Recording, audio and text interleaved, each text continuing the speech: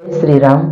આજે ઘણા વર્ષોથી આપણે જે તપસ્યા હતી, આપણી જે ભાવ હતો, એક મનોકામના હતી, મનોરથ, આજે પૂરા ભારત દેશનો મનોરથ પૂરો થઈ રહ્યો છે કે અયોધ્યામાં ભગવાન શ્રી રામ બિરાજમાન થવાના છે. ભગવાન તો કાયમ માટે હાજર છે, આજે છે, રહે અને કાયમિક માટે છે. ભગવાનની ગેરહાજરી કાયમ નથી. પરંતુ જે આપણા મંદિરની જે આપણો ભાવ હતો કે એક મંદિર બનાવવું છે અને મંદિરમાં ભગવાન શ્રી રામની મૂર્તિની પ્રાણ પ્રતિષ્ઠા કરવી છે, તો આજે એ દિવસ આવી રહ્યો છે. ઘણા આતુરતાથી આપણે રાહ જોતા હતા.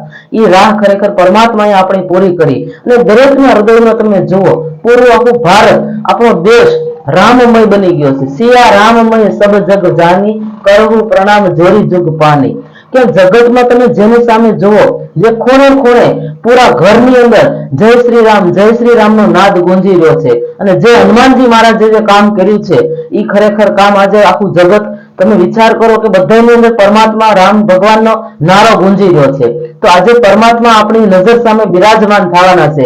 એ શુભ ઘડી આવી રહી છે અને એ ઘડીનું સાનિધ્ય, એ ઘડીને આપણે સાક્ષી બનવાના છીએ. આપણું કેટલું સદભાગ્ય છે, કેવું અવભાગ્ય છે કે ભગવાન શ્રી રામને આપણે પ્રતિષ્ઠા થતી જોઈ રહ્યા છીએ. કેટલા વર્ષોનો ઇંતજાર, કેટલી આપણી તપસ્યા. તો આપણી તપસ્યા સામું પરમાત્માએ જોયું અને આવો ભગવાન શ્રી રામની મૂર્તિ પ્રાણ પ્રતિષ્ઠાનો મહોત્સવ આપણે માણી રહ્યા છીએ. અને જીવનમાં કહેવાય છે કે જેની માથે રામની કૃપા હોય એને શું ખામી હોય? રામ કૃપા એને રોજ દિવાળી. રામની કૃપા હોય એને કાયમ માટે દિવાળી હોય છે અને જીવનમાં ક્યારેય અંધારું હોતું જ નથી. માટે ભગવાન શ્રી રામની જે કૃપા વરસી છે, એ કૃપા કાયમ માટે દરેકની માથે વરસતી રહે. ભગવાન શ્રી રામના કાયમ માટે બધાની પર આશીર્વાદ વરસતા રહે, એવી ભગવાન પાસે પ્રાર્થના કરીએ. બાકી જીવનમાં ભગવાનનું નામ જ એક તારી શકે, પરમાત્માના નામ સિવાય કોઈ તારી નથી શકતું. કારણ કે શ્રી રામનું નામ આપણા જીવનમાં કેટલું વણાઈ ગયેલું છે કે અંત સમયે મૃત્યુ સુધી પણ શ્રી રામનું નામ આપણે છોડતા નથી અને છોડવાનું પણ નથી.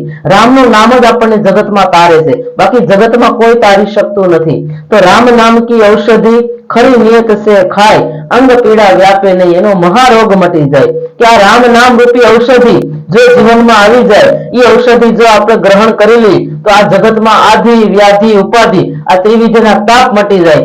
માટે આવો સૌ આપણે રામ પ્રતિષ્ઠાની, રામ ભગવાનની પ્રતિષ્ઠાનો આનંદ લૂંટીએ અને જીવનમાં બધાને ભગવાન શ્રી રામ ખૂબ શક્તિ, ભક્તિ અને સમૃદ્ધિ આપે એવી ભગવાન શ્રી રામને પ્રાર્થના કરીએ.